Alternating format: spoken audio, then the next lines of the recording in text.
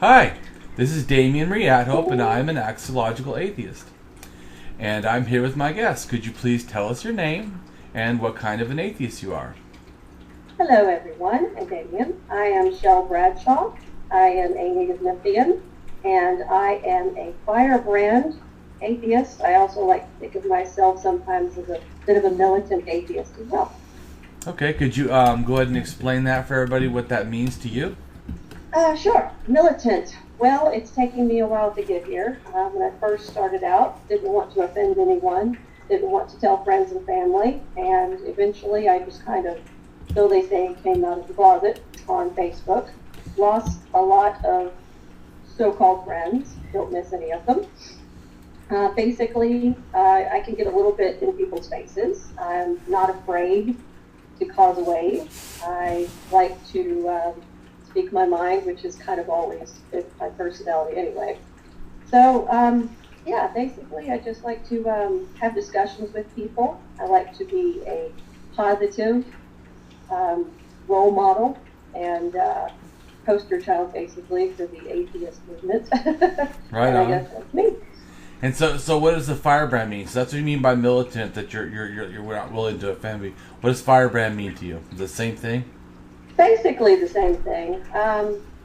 I think as far as your definition, it was a little bit more detailed, but off the top of my head, I just kind of associate them together, the same thing.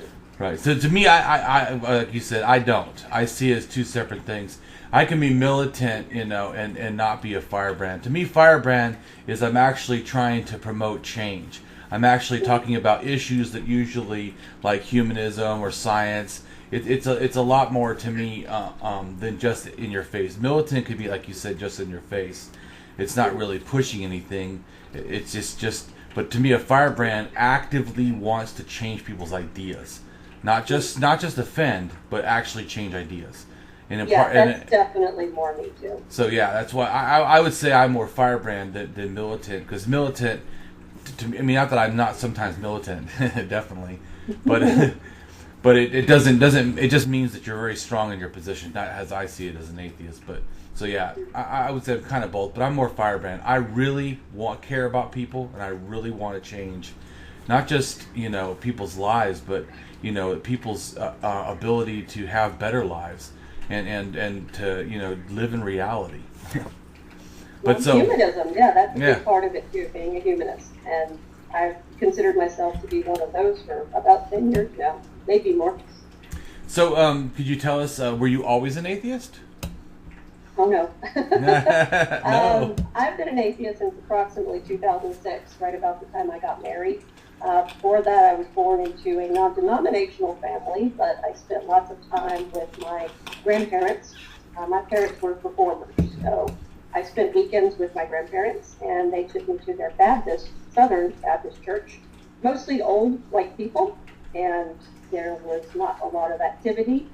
They just kind of showed up and sat down and talked and then went home. Okay. And sent me to the Sunday school, which is definitely, that was an experience too. And if anyone was in that Sunday school with me, they'd remember some of the things that we did in Sunday school. Okay.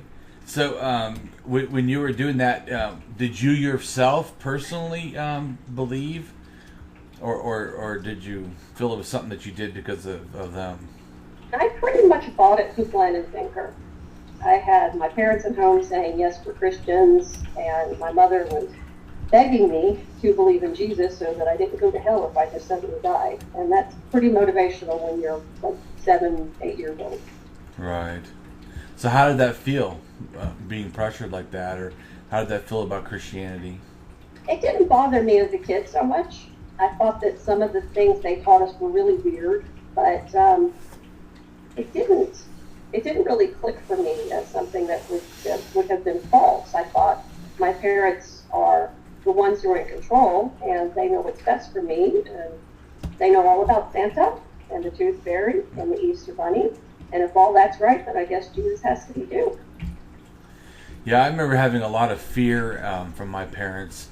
But having a lot of fear about God too, that I was somehow no good, and like I had already failed. I remember being a kid, really, like you said, 7, 8 years old, and feeling like it's already over.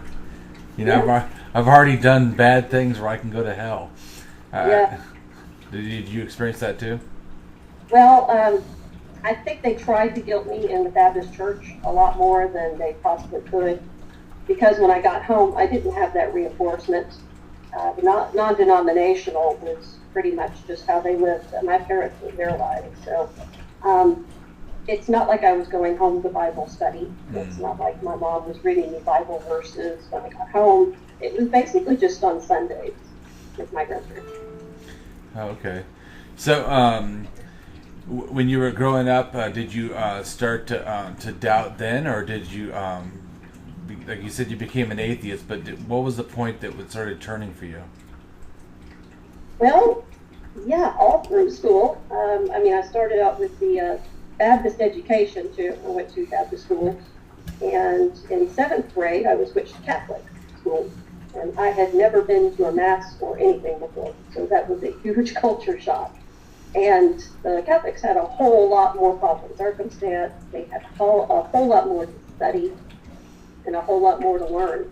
Of course, I was never really one of them. I was never accepted, so right. It was kind of like being on the outside the whole time. And I think my brother had the same experience because he also went to a Catholic school.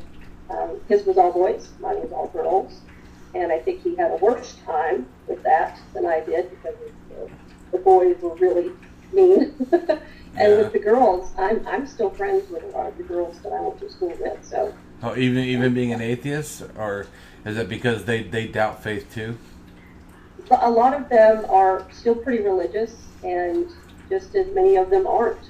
And I don't know if they're some of them might be scared, probably, to say something publicly like I have, but.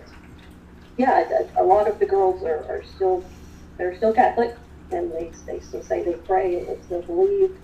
And a lot of the girls don't really talk about it that much, so they might be atheists. I'm not sure. Yeah. So, have you talked to any of them about atheism, or have you just not talked about it? Not really one-on-one. I mean, the people who are still on my friends list now know that I'm an atheist. And they know that I turn my back on all religion, not just Christianity. Right.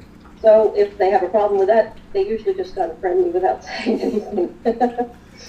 Yeah. Has it affected your family relationship, being an atheist? No, not too much, actually. Really? I lost my father 3 years ago, and about that time, my mom, who's always said she was Christian, started to question their existence of a God. Oh, why right would on. God do this to me?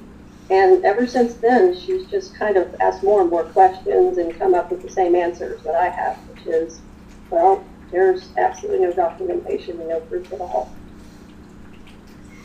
Yeah, well, I'm sorry to hear about your father, but I'm happy to hear about your mother, changing. Me too. I wish my mother would do that. I think my mother is so inundated in Christian as a lifestyle that her friends, everything. I mean, I don't think it's. They're like pastors and or assistant pastors in church or something, and it was even my sister, and her brother, my brother-in-law. They're youth pastors, and my family's just too religious. I have extended family that's a bit more like that, but they don't. Oh yeah, my extended family too. I have a cousin who's a pastor in Illinois. Yeah, I have like my whole family's like seriously religious. Oh wow. Yeah, I besides my brother, who I helped make an atheist. Oh good. He was doubting Christian, and I helped him turn into a Gnostic, and then to an atheist. But it's just a leap after agnostic. Yeah, I never was agnostic. I think it's funny because for me it was full belief and then full disbelief. I had no intermediate period of anything. I had some cognitive dissonance at first. It was my husband who actually came up to me and started asking questions about the Bible and about God. And I cried a little bit, and I was angry, and I thought, I couldn't have possibly been lied to about something this big. This is such a huge deal. But then I just hit this brick wall, and I couldn't get through it. And I thought, well, that's it. I mean, there's nothing to hold on to anymore. My husband's right. There are no answers. Or not any answers coming from the Bible. So your husband, at the time I was a little agnostic. Like our wedding was just sort of agnostic. It was outdoors, not in a church. We had some sort of a missionary for hire that my dad called, and he did a very light Christian service, so it wasn't like it was a big deal at the time. So your husband, is he an atheist, or was he? He is. Was he? Yeah, but, he's probably always been a little agnostic, but mostly atheist. I mean, was he? Did he? What helped you? Because he was an atheist himself, or you just both were doubting at the same time? We were both kind of doubting at the same time, but the Christian upbringing that he had in church, he didn't buy it from the beginning. I mean, from the very start, he thought, this is nonsense. It doesn't make any sense. And I never doubted it. So he had a jump start on me. Right, that's cool. Yeah, I would say my wife helped me some too, because she really didn't believe. But yeah, like I said, I never had an agnostic. I never doubted God at all until I went to college, and then the taking 2 classes on religion, but the second class, on understanding the Bible, and once I got halfway through that class, I was an atheist. Yeah. I mean, it just, but it hit me like talking about being born again. I mean, I got all hot, like anxiety and stuff. Like I said, fear. You're like, oh my God, the whole world's a lie, and that's crazy. Yeah, I mean, I just got it because this facts upon the whole class, facts upon facts upon facts. I was like, I'm done. It wasn't even an atheist book. It's just, but it's a really critical analysis of the Bible and the history around it, and it presents it in a way that it's almost atheist. I mean, it's like brutal. It's not inherently atheist. That's not. It's just showing that these are what really happened. But seeing what really happened was enough. Like, wow, this thing is bullshit. But so I think it's always interesting to hear other people's things. So when you were struggling, you were talking about being scared. I really liked what you said about like, was this all a lie? Man, that's what made me get all hot. I really, wow, my whole life is a lie, and how many people are living this lie? Mm-hmm. Yeah. So could you explain that more? Because I really feel like that middle period is, or that concept is poignant. Well, what exactly did you want me to explain? Like when you were to talk about how it was happening for you when you were struggling and realizing it was a lie. What was going on, or what did your husband? Do you remember what you guys said, or what you read that helped you? Oh, like the cognitive dissonance part? Yeah. Yeah, it was, he was doing a lot of reading. He was on the internet, and before we had children, so we had a lot of free time. And he would read about the Bible, and he would read about religion and other countries and other cultures, and he would just come and talk to me about it. And I would just say at first, well, I'm not interested. I'm closing my mind to all of that because I'm Christian, and if you doubt God, you'll go to hell, so nobody wants that.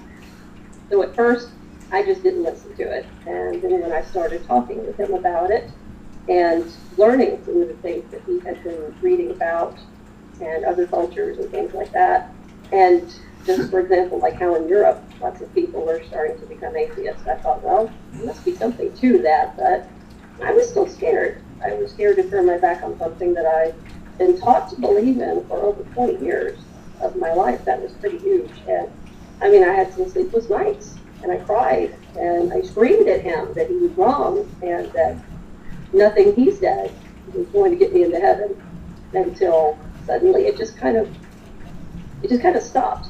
It was like when you get angry and you go through the phases of losing something, and once the anger stops, there was just nothing left but to accept it, and that made it easy.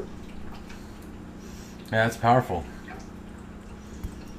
I think maybe it's like that for a lot of people. Like I said, I would say that happened to me. It just happened to me within like about 5 minutes. It took me probably about a month.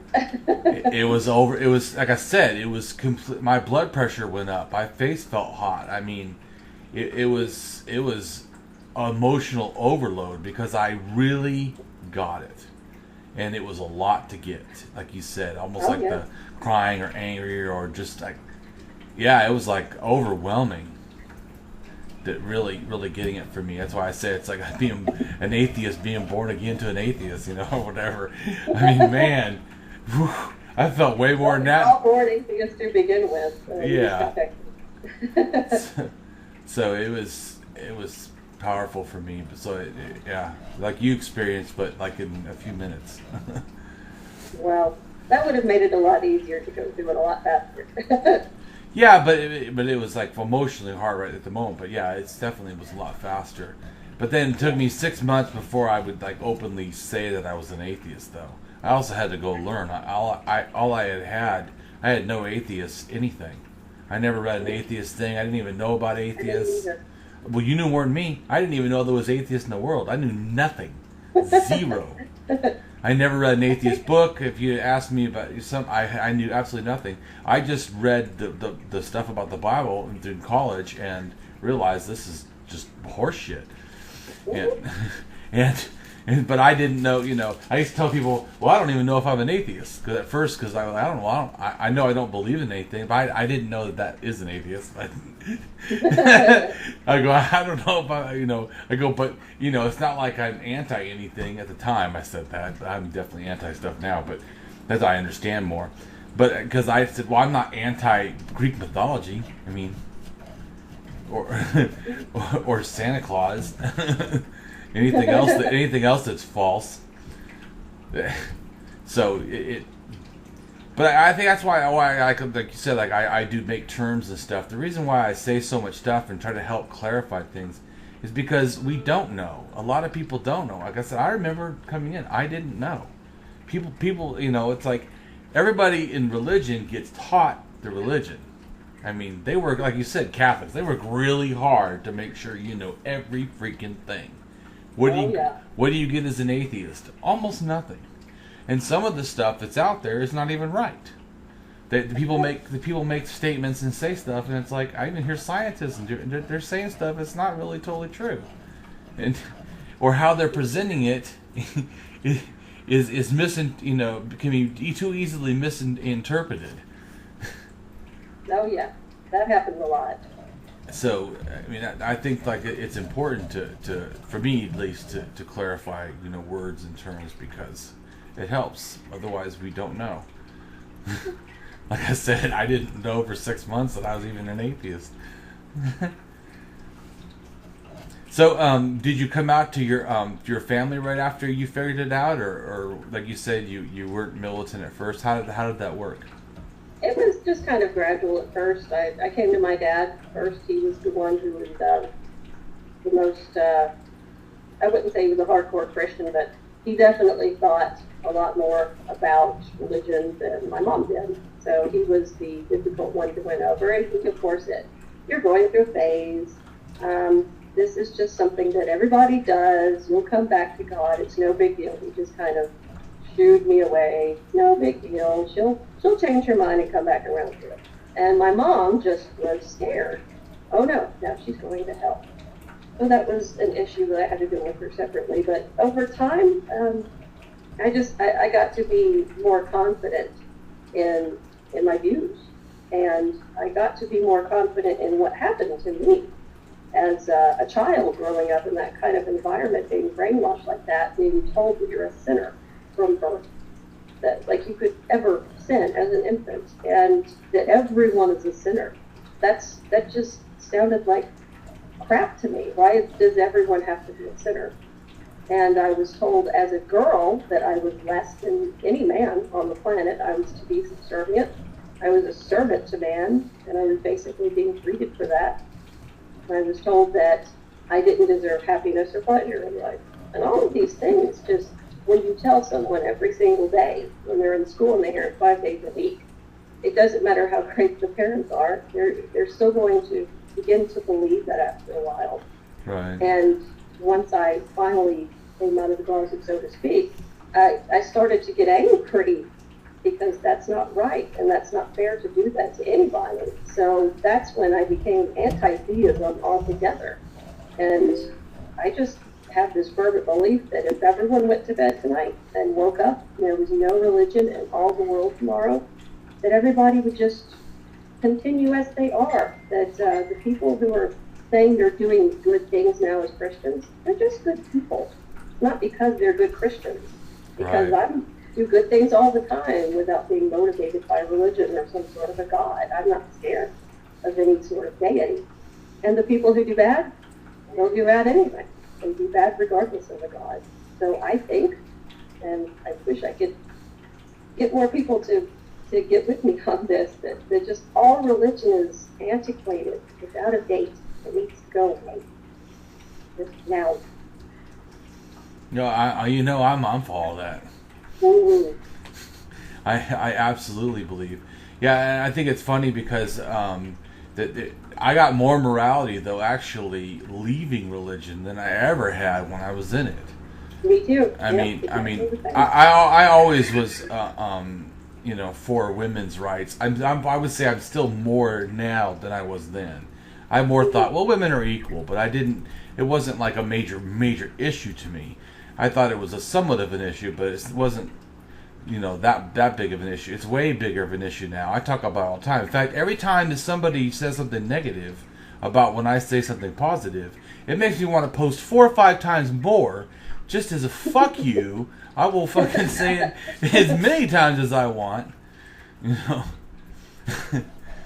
Because every time I post something about feminism, if someone says something shitty, I just want to post more. It's like, dude, you think you want me to make me be quiet? You make me want to post several, like continuously. You're making it worse on yourself, lady.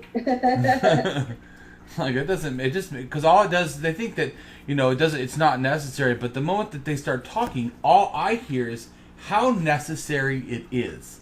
The fact that I cannot say it without you jumping on it proves how necessary it is to keep talking about it.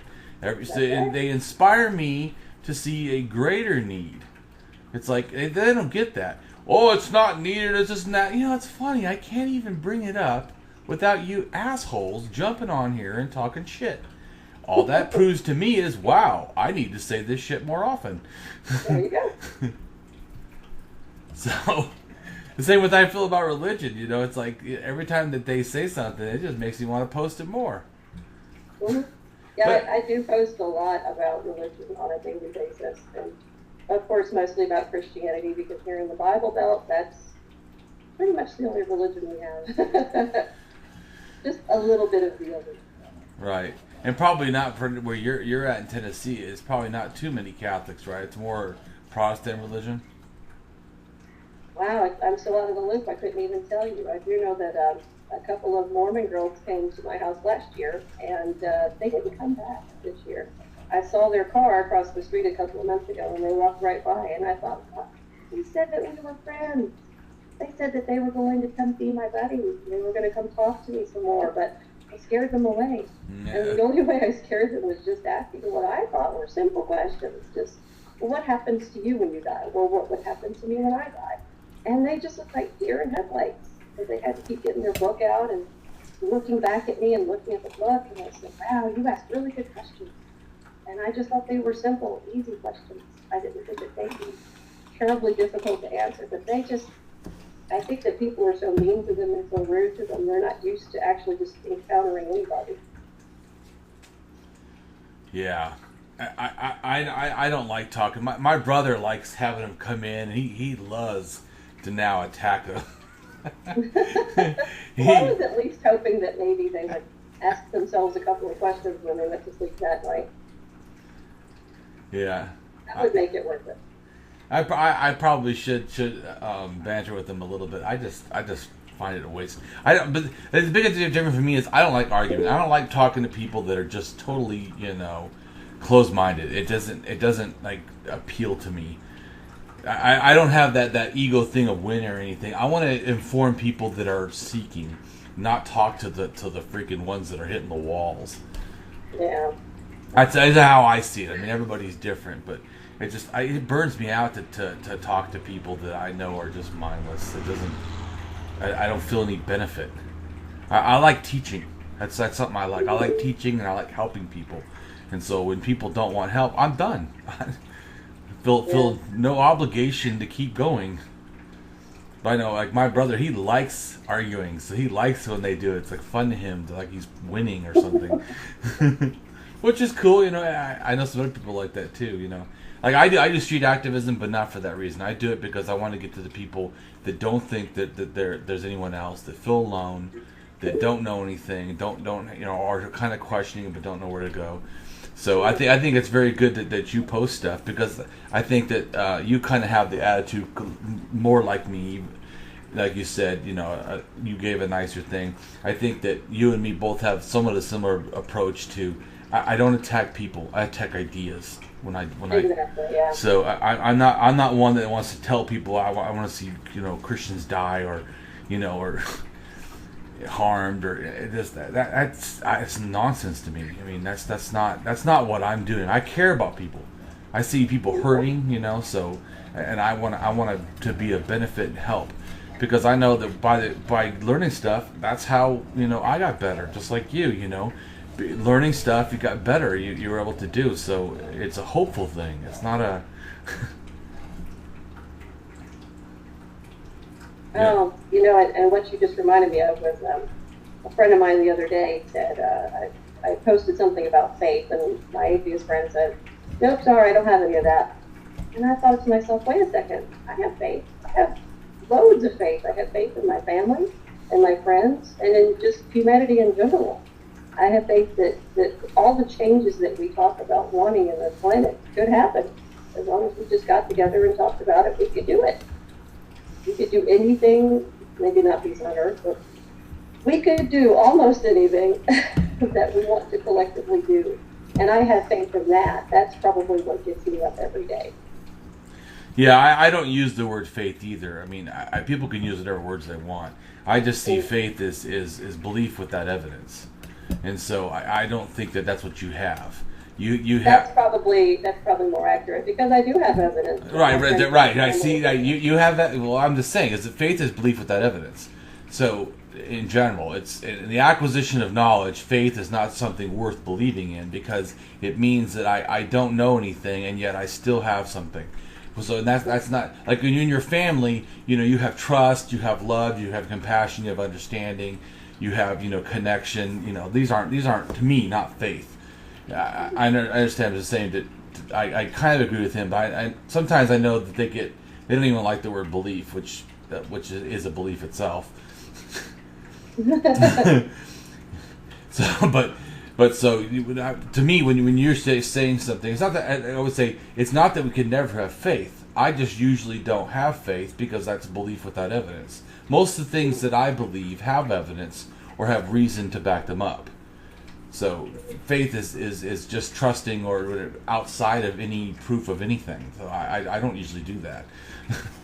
like you said, society. I have an understanding of psychology, and I have an understanding that just like, do you know in the history of the world, there's every war that's ever been started has stopped? That right there for me is evidence that things can change. That war is not an ending, in itself. That actually peace is. That every time there's war, no matter how bad. I mean, there was the dark ages. People being tortured. Well, that stopped. Some people are being tortured again, but it will stop. I mean, the human peace, reason. These things, are constants. The war is the one that constantly stops. Where peace is the one that always happens, as far as I see it. So I like you said, I have hope for the world. I have belief in humanity. And I don't have faith in it, but I have belief in it because I have evidence to back it up. I mean, that's probably more accurate to how I feel. Right, I know. I already know that you and me think a lot alike. I'm just defining it, So, because like I said, I just don't use the word faith, because every time I hear faith, I just hear belief without reason or evidence. And because if you have reason or evidence, you don't have to have faith anymore. You believe it. You trust it. You know it. I mean, depending on levels of information. So I'm just saying, for me, I agree with him, but I know some atheists don't define the words the same. Like, I know some say they don't believe anything. I don't believe anything I know, or I say I don't know. Yeah, well, knowing is a form of belief, so Exactly. It's like, what they don't understand, it's like this belief, and then the belief is validated, it becomes you know it, and then when you know it enough, it becomes certainty. Mm-hmm. That's right. It's like it's a train of you know, of thinking. But anyway, so it's really nice that that you do have humanist feelings. Could you go explain what those are, and you said about humanity and your family? Could you explain how you feel about your family now that you're an atheist, and how you feel about humanity and in general? Well, the years that I lived as a pseudo-Christian, I guess I would at best call myself, and the years that I was agnostic, I had a lot of misery. I had a lot of loneliness, even though I was surrounded by people who cared about me. I didn't feel like they understood me, or I didn't understand them. I just had a lot of issues. And once I turned my back on all the things that were bothering me from religion, and later finding out they were the cause, once I turned my back on those things, it was freeing. It was very freeing. It was like being free for the first time ever, not having to worry about who's watching me and judging me. And not even just God, but, you know, dead relatives and things, which I always found disturbing when I was growing up, but when grown-ups told me that's what was happening, I thought that was the truth. So, humanity is something that really never made a difference to me as a Christian, which is odd, because you would think it would be the opposite, because atheists are evil, horrible, flesh-eating people, and Christians are good and going to heaven. So it was the opposite of what I thought it would turn out to be, and I wasn't expecting it. But it's a little bit like the Grinch that stole Christmas. My heart just kind of grew, and it got bigger, and especially after I had my kid. So after that, I thought, well, it's just a lot easier for me to see the good in every person than it is to look for the bad and to magnify that. What's so much of a better idea is to magnify the good.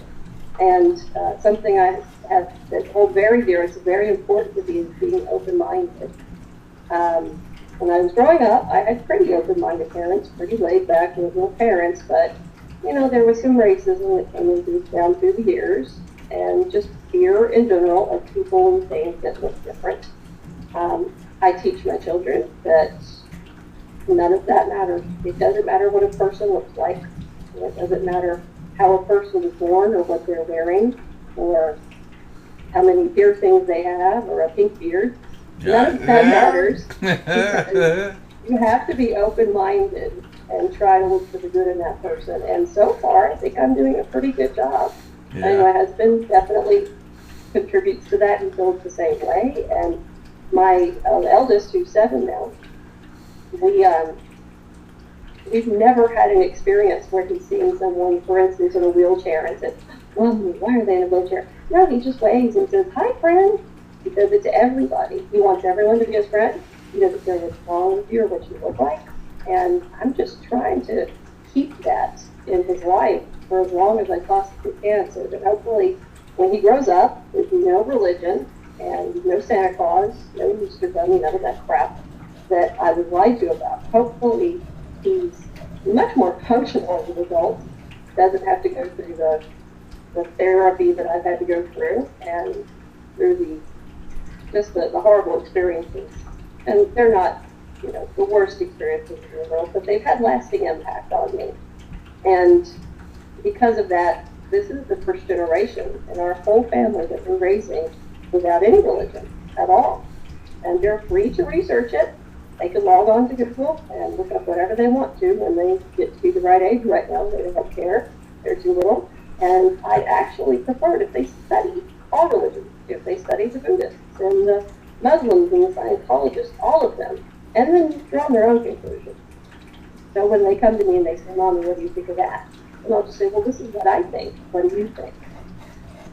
That's very important to me. Yeah, that's kind of my approach. I say that I only teach the truth. Mm-hmm. So I wouldn't go out of my way to teach. That's what I was talking to someone the other day, is I wouldn't go out of my way to teach a child religion. I would teach them critical thinking. I would teach them science. I would teach them how I feel, how my values. That I don't believe in things that are not proven by reality, things that are not connected to reality. And to me, I just debunk supernatural in general. There is no supernatural. That is the most proven. And people I laugh when people say, they go, "There's no proof." Really? Because every study ever done on every single thing about the natural world, everything, from your hair follicle to the stars in the sky to the oceans and the sea and dirt and mountains and bacteria, it's all proved. Lightning, every single thing is a proof against supernatural, because they all prove natural a billion times over. So to me, natural world is the most proved reality that there possibly could be. So to me, that there's been, a million times over proof that there's no supernatural for me. And so I'm just saying, to me, there's nothing to question. So any supernatural claim to me is debunked until they can provide evidence otherwise. Oh yeah, and just because of the fear that we had growing up, scared of ghosts, scared of monsters, scared of all sorts of things that adults told us were real. And my children don't have that. They're like, "Oh, there's a monster in my room," because their friends say it. And I just go, "There's no such thing as monsters." And that's it. Nothing to be scared of. Right. But I agree with you too. And I say that, but I would teach a child if they wanted to. In other words, that I wouldn't force it on them to, have to learn all the religions. I wouldn't do that. Why? But if they ask, I would, because they said, "Well, what did you do if they ask questions?" Of course, to me, understand, I'm an anarchist. Everyone owns themselves. So the child is not property of the parent. They're under guardianship of the parent. So the child is their own person. So they have the right to believe or not believe and to question. And I would foster, obviously, what I think is the truth. But I would allow them to be themselves. If they wanted to believe, they can believe. I would just say, I don't agree. But I would help them learn what they wanted to learn. And if they were questioning, I would definitely support that. Although I think that the problem is anything before 7 years old, to me, psychologically, is children are big into magical thinking. So I wouldn't, like, if they started saying, "Well, I think this and that," like you did, I was like, "Well, I don't believe that. There's no reason, there's no evidence to really believe that," But I wouldn't harp on it because, to me, if you're 7 years and younger, the natural child mind is magical thinking. Oh, absolutely. So I mean, understanding psychology, it's like I wouldn't put a lot of effort into. Now they get older, keep thinking that way. That may be something I would, but I think that really children should be allowed to come to conclusions, and I would just keep teaching the truth. It's like that's like something that we when we had our first child, we agreed, my husband and I, that we were just always going to tell him the truth. We just weren't going to lie to him. Yep. So anything that we had been lied to, Santa, religion. Exactly. And don't get me wrong, because my mom said, "Oh no, Christmas." No, we still have Christmas. They get tons of presents. They get chocolate on Easter. We have egg hunts and everything. So we still do all the fun stuff. There's just no religion behind it at all. And it's made things easier. And of course we still play, and of course there's still lots of imagination. Like I always have his stuffed animals talk to him, so we'll have them talk to each other. How old is your child? Or your children? Which one now? How old is your children? 7 and 5. Oh, well, then they're in magical thinking time. Exactly. The 5-year-old is the autistic one, so he's nonverbal, and it's kind of hard to communicate with him, but he's very sweet and very outgoing and very happy. I mean, they're both really just amazingly happy, and they always have been ever since babies. They were happy babies, so we got lucky on that one. Yeah. So, do you do art with him, or when you say nonverbal, is it just talking or yeah, he unexpressive? He says words all the time, but they don't have any meaning, and he's just mimicking right now. So did they say eventually he's going to be able to talk more, or not be able to? It's looking pretty good. We have to get him a good speech therapist. We've moved recently in the last year, so we have to try to find new doctors, a new insurance plan, and all this fun stuff. But it's looking good that since he's already mimicking like he is, and sometimes he'll just walk up to me and say something crazy like Pennsylvania, and then walk off, and I'll just go, how did he do that? So he can talk. It's just a matter of trying to get the words to have any meaning to it. Oh, that's interesting. Well, at least you don't have to pray about it. I tried that, and you know what? Nothing happened, so I just had to go out and do something about it. Yeah. Yeah, well, you can hope that science will one day, come up with something that's definitely more positive than hoping on a, fantasy world. Exactly.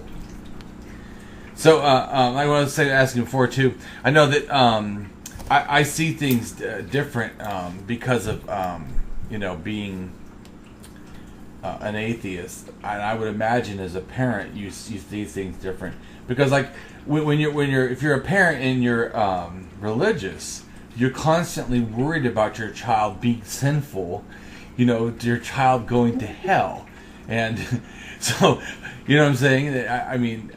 I would imagine that there's definitely a difference for you, not having that, where like you said, you can look at your children and just love them for them. And to me, it's like it seems like it would be a closer bond as an atheist than it would be even as a religious person. It probably really is. And I did have a great childhood with my parents and growing up in my home. It was just the church experiences and the school experiences. And my mom, I still don't think she understands the extent, because she says, well, we could have sent you to a public school and you'd be pregnant at 16, because that's what happens with all public school kids, I suppose. But she doesn't acknowledge that some of the things they told me were things that you shouldn't tell a young girl. And can you say what they are? They're just not right. It's just not right to do that. Can you say what some of them are?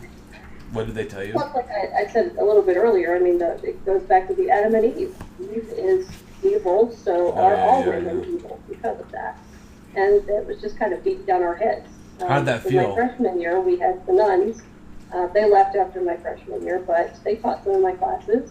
And I had an English teacher who was a nun, and she had no idea what she was talking about. She didn't have a degree in that. She didn't exactly. Sometimes we had to correct her. So you think back on that, and you think, well, this is a private, exclusive, expensive education. And I by the time I got to college, it was super duper easy. So I know that by the time I got later on in my years, they were giving me a good education. But there were still, priests wandering around, and they weren't very respectful. Maybe to some of the other girls they were, but I didn't get that. I feared them. I was scared of them because they looked down on us as women, as girls. And how did that feel? How did that feel inside? Like you were worthless?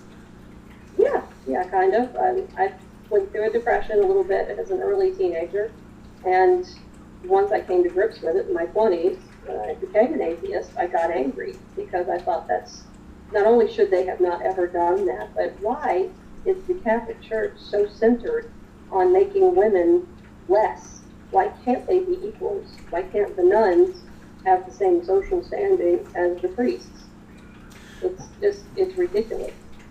Well, I think one of the problems in general, not just even with religion, about women is that a lot of men feel that if a woman is strong, then a man has to be weak. It's like that it's impossible somehow for there to be, which I find to be so bizarre because, because if you think about it, because I understand psychology, because I have a degree in psychology, so it's so bizarre to me because if you have two warriors together, somehow even if they're competing for the same thing, somehow their respect is there, and they don't feel that it's really lesser.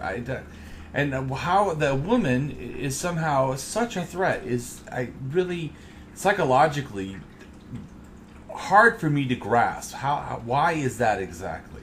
Mm-hmm. Do you know what I'm saying?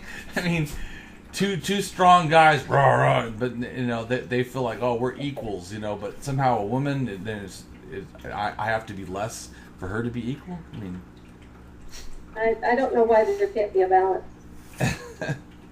Especially in religion, just have men and women be equal. That even if the Bible says so, that was still thousands of years ago. We can see things a little bit differently and still have religion if we want to.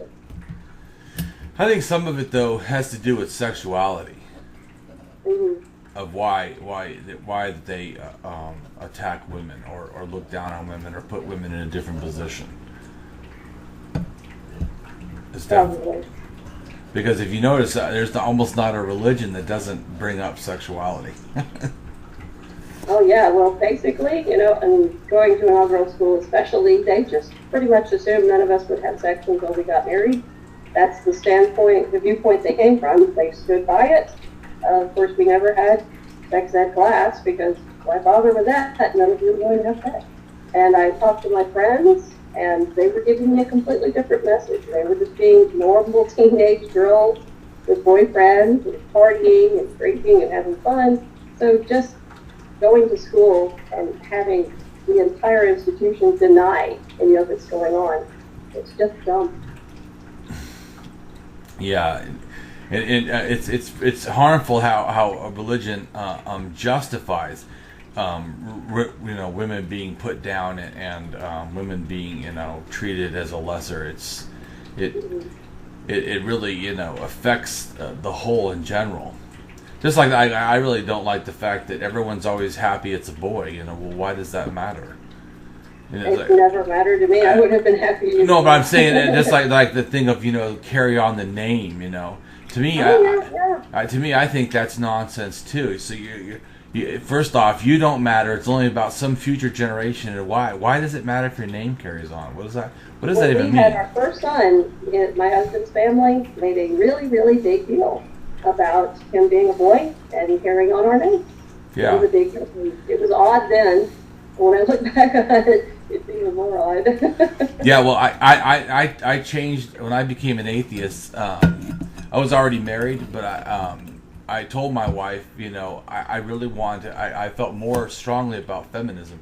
I told her I wanted to change our last name. Mm-hmm. That's why my last name is AtHope. When I got married, it was Sturt, but I changed it to AtHope because I said that I don't like it that you had to lose your name to take mine. I said, what I want to do is lose the name entirely, and both of us pick one together. That's about right. So it's AtHope as in the state of being I wish to live in. AtHope, and I wish it for others. Yeah. So that's how strongly I have not, just like we don't wear wedding rings because I don't own her. She's not my property to me. Just the whole thing to me is, in general, is I realized it was all this for me, all this religious stuff. Why does it? Like when I was in Georgia, they would not let us rent an apartment. My wife was the one working and earning the living, right? They still wanted my name first because I was a male. Oh, good. I mean, it's just amazing how much it is all over. Like, to me, it's a big issue. It's all over. Women are constantly. I mean, what's funny? Like, you talk about racism. On TV, you can't say something racist, but you can say something sexist and have no problem at all. You can't practically watch 5 commercials in a row and not find one that's sexist. Yeah, the Super Bowl commercials alone. Every single year, which one is the most outrageous sexually? I mean sexist, like somehow that women are less and stuff. That's what I'm talking about. This is what we talked about years ago. I didn't want to watch any more TV shows that when I was channel surfing, and I didn't really want to watch to begin with. And then the commercials that my friends still talk about, I don't care, and I don't want my children really exposed to that. Yeah. So that's to me, that's part of my firebrand is like I said, bringing out issues like that. Because I think that for me the not God question, is easily answered. No, there's no God. But then like you said about humanism, but then for me, what that means though, the meaning of no God, there's a meaning that happens. What happens to the meaning of life when there's no God? Well, then I realize it's just us. There's no sky daddy gonna save us. It's just us. So it does matter how we treat each other because it's just us and we're all equals. To me, once there's no more, special people, either because the God's chosen them, like chosen people, or because you're saved or you're in the right religion, or once all that is removed, it's just atheist and it's just all us. And it's kind of like that DIY, do it for yourself or whatever, or something like that, right? Right? Yeah. So we have to do it for ourselves, It's just us, and so it really matters. It matters now more for me than it did before being an atheist, because it's just us. If we don't care, no one will. If we don't change things, no one will. No one's coming to rescue us, to save us. There's not going to be a new heaven and a new earth. Nope. This is it. You got to learn to love it. So, what are the things that you would like to see happen more humanistically? I think I'd have to focus on that open-mindedness again, because it just doesn't apply to people who are different. It applies to people who have similarities but try to find differences. I mean, you could be hanging out with a group of 100 people. They all look exactly like you and wear the same clothes as you, but one of them opens their mouth and says something that you don't agree with, and now we all have to gang up against that person who's exactly like everyone else. And it's not just appearances; it's about people's hearts, what's in their hearts, and what they want to do. Do they want to make the world better? And I do. I mean, I want to make everybody around me as happy as I can, because I have a lot of joy, and I'm lucky for that. People say they're blessed. I'm not blessed. I made this happen. I went through hell to get here. I went through a lot of pain and a lot of suffering to get to this point, especially and what I'm referring to specifically is with my dad. That was something that nearly killed me and nearly killed my mom. So where I am now, I fought to get here, and it's not blessed. This is not just something I fell into. I didn't just wake up one morning and here I am. I had to embrace for the first time in my life losing somebody with no Christianity in my life. I had always been Christian before, and everybody had said, "Oh, that person went to heaven, everything's fine, or that person's still with you." And they did tell me that at my dad's funeral, and I just scoffed at them because there was absolutely no solace at all, and I could see them for the truth. And the truth was that they were just trying to shut me up so I didn't cause a scene. And they didn't want to be embarrassed by me crying at my own dad's funeral. And that was just painfully obvious. I got that from everybody who was there. Yeah. So when I got home, I thought, well, now I have to move on with life, and I have to figure out what I'm going to do without thinking that he was in heaven, or that I would see him again, or that he was watching over me. I didn't have any of that to latch onto, and it made it a lot easier. I thought it would be harder, but it was the opposite. I got to have closure, and I got to let a lot of stuff go that my Christian friends don't let go. They hold on to with vice grips, and it made it so much easier. And I wish I could get people to understand that. They think when you lose someone, you have to have someone to talk to, some deity, something to reach out for, to give you hope. No, you don't. I never prayed to anything, and I didn't even say, well, God, if you're out there. I didn't want a God. I wanted to do it myself. I wanted to get through it myself. And these are just qualities that I want to instill in my kids too. And I hope I do. Yeah, that's really good. I agree about the they always say, like in counseling, they would say, oh well, religion helps people deal with grieving. And I always thought, yeah, that's only half the truth, because half the people, the religious people, think are not going to heaven. It's not like, see, it's this lie. They always talk about the diamonds, and they don't talk about the shit that they're in. Mm-hmm. Yeah, there's people that they believe are going to heaven, and how life destroying is it when they think they're going to hell? Like, say if someone commits suicide, like their son is gay or something and commits suicide, they think he's an abomination. right? Because of religion. And then they think that he's damned to hell to suffer in torment for killing himself, because it's a sin to kill yourself, an unpardonable sin or whatever. So now the religion is actually causing stress. It's not relieving stress. So that's why, like they always go, "Oh, religion relieves stress in time of life loss." No, it doesn't.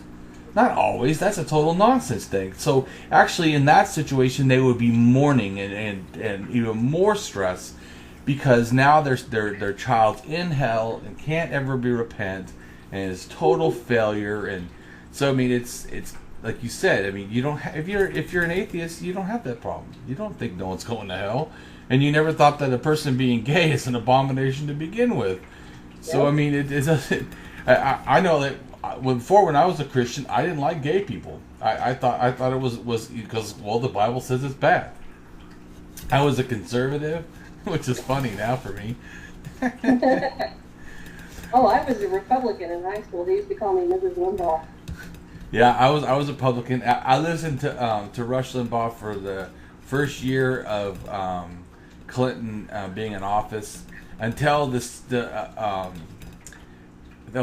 second term. I listened all the way till Limbaugh until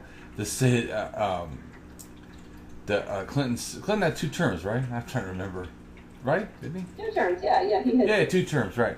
So once he started the second term, I even back then I thought Rush Limbaugh was kind of redundant, because the whole first term he's like countdown how many days until he's out of office and nonsense. But then the second term came and it's just like, I don't know. I just thought he was just full of nothing. Even though I was still conservative, like, this guy's just nonsense, man.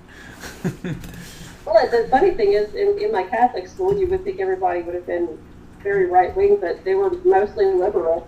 So I liked the alternative of the only guy at that time on the radio who was a right winger or a Republican, just for an alternative to everything else, because I thought, well, my parents are liberals and they're wrong. So the only other alternative for me is to be a Republican. And they actually changed their mind at one point. They started listening to Rush Limbaugh and they thought, wow, he actually represents us more than the Democrats do. So I think that we'll vote Republican. And they did ever since then. Yeah, my parents were always Republican. They still are. Wow. They still are. Most people are. Most people's parents are Republican for all their lives. But yeah, I'm not a Democrat, but I mean I'm a mutualist, which is like a socialist anarchist. But it's certainly leftist, and I consider myself liberal. I mean, I'm like 86%. I took a test. I'm like 86% Democrat. It's too authoritative to me. It's too corporate for me. It's too glorifying of politicians like deities, in my opinion. Yeah, exactly. And that's why I think that both sides are just bullshit. Yeah.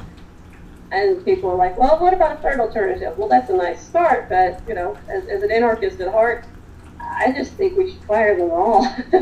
Yeah. Send all of Washington home at this point. Yeah, well, I'm not anti-government. I'm anti-hierarchy. Extremely anti-hierarchy. So I don't think that government is bad if it can justify itself. And to me, the only justification is to ensure the rights of the people are not violated. That's it. Not to violate the people's rights, but to ensure they're not violated. In other words, the government's good to make sure people aren't raped, or that there's education for children and the food for the poor, to me. Exactly. Basically kind of like a libertarian socialism or something. It's only there for the public good. There should be nothing else besides the public good, to me. I mean, that's what government should be there for. And also, I don't believe in presidents. Any one person, to me, no governors, no mayors, no one person ever. That's just hierarchy. There's absolutely no reason and no need for it. And it just breeds corruption. Yeah, it's corruption. It's add instant corruption. Bing, corruption. I mean, it creates that.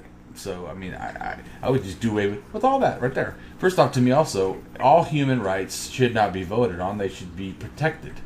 In other words, Oh, yeah. do a person who's gay have the right to get married? Well, no one has the right to tell a gay person they can't get married, is what I would say. Exactly. I mean, you're thinking about it totally incorrectly. So, as far as I'm concerned, rights are not gifts of government. They're rights. Oh, but they really want you to think they're just a government. So that's what my biggest thing about, like you said, which in general basically would mean that I want, just like I also believe there shouldn't be any money in politics. Anytime they take a dollar, that should be corruption. That should be immediate jail time. Just like, to me, a judge in a court case can't take money from one of the sides and then be considered to be okay. I see politicians no different. You take a dime, you get, and it's like, I believe that they should be servants, civil servants, not anything special. As they're supposed to be. Right? For the people, If they were that, then I'd like them a lot more. But they're not. They're for the corporation, by which it stands. Corporation for the corporation. Yeah. What's so funny to me is they always talk about bad socialism. There's plenty of socialism. It's just corporate socialism. They want to socialize the losses, and then they want to privatize all the gains. Mm-hmm. So we bail out about that if they fail on public money, but then all the profits are private. Well, they're taking taxes out of poor people's paychecks, myself included, and they're making money off of it. But the funny thing is, I still get to be poor. Yeah. No, just like, to me, we should be having minimum wage. I always, people say, oh, it should be $15. It should be $25. At this point, probably, yeah. It's called a living wage. Mm-hmm. See, it's just it's so funny to me. It's like people asking for pennies when they need a dollar. You need a dollar. Same thing. I think like when you said helping with children or welfare. Yeah, I think they don't give enough money, and people are so worried about them mooching. Do you realize that there's companies we give to oil companies, tax write-offs and benefits, and it's like it's disgusting. Subsidies to oil companies. Yeah. I mean, and then you're complaining about giving to poor people. What? I've never understood why people have a problem with that anyway. Yeah. To me, I value people over money. People are more important than money. Absolutely. But that's an axiological value in general. Formal axiology says that people are more important than beliefs, and so the same thing so when people talk about money and stuff, to me, I just don't get it. Okay, and so it's just like if I went to a room and I had a pizza, and I give the whole room one piece, and I keep the rest of the pizza for myself, no one would think that was okay. But somehow, if we do it with money, it magically is okay. Someone could keep the whole pizza and give nothing, and then it's okay. It's okay for the ones who are in power and in control. Yeah. And so that's where I think that we're both agreeing on. Mm-hmm. So, how has it been for you being an anarchist in Tennessee? Well, I'm not real open about it. It's Oh, yeah? just not something that I broadcast because it just brings on a lot of hate. Like? I'm fairly confident in my atheism, but Yeah. I'm not nearly as confident in being an anarchist because, it's still the Bible Belt, and there's still a lot of, you don't like this country, get out of it.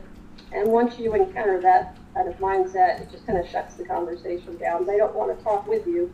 They want to talk at you, and they want to tell you why you're wrong. Yeah. Well, yeah. Yeah, no, I've experienced that. As you see me, I'm not super open about. I am open definitely about my anarchism, but I don't talk about it every day. But I do talk about it, and it's absolutely open. And I have had people, say stuff to me.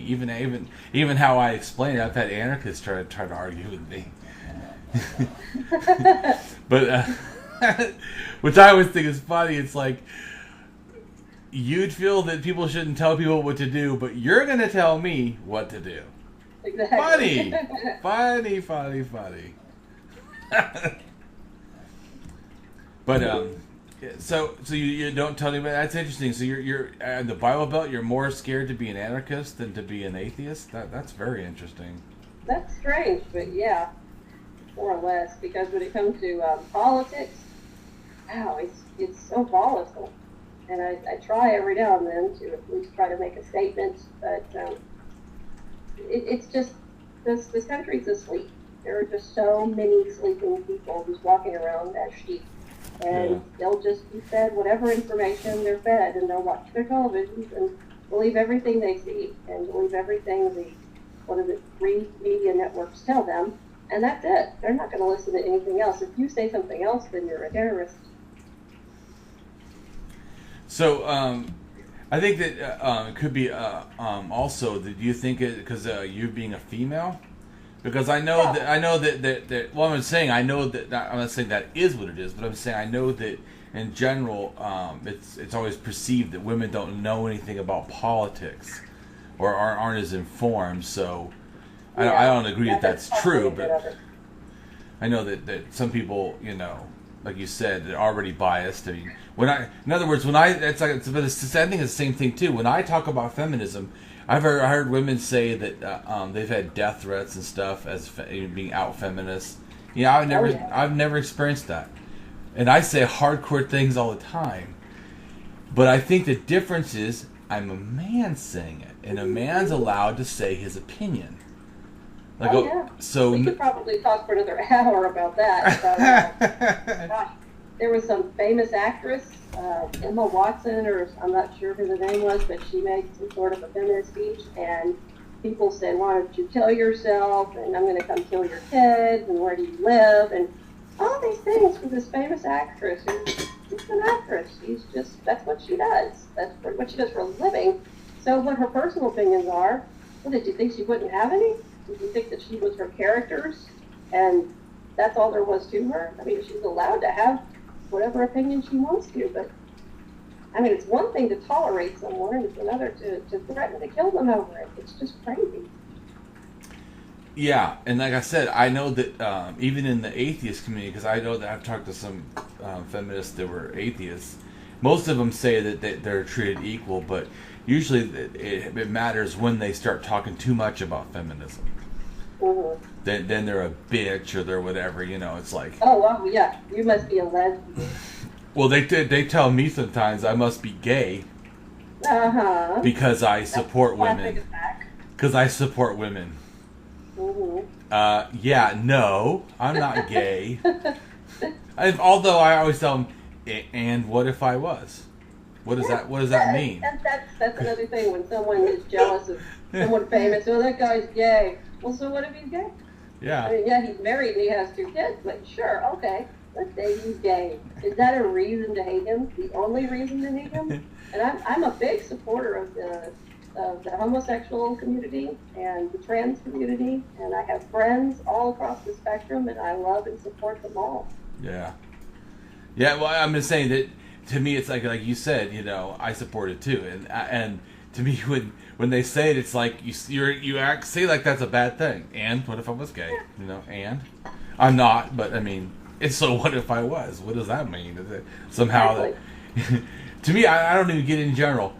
Me thinking women are equal and should be treated with value has what to do with my sexuality?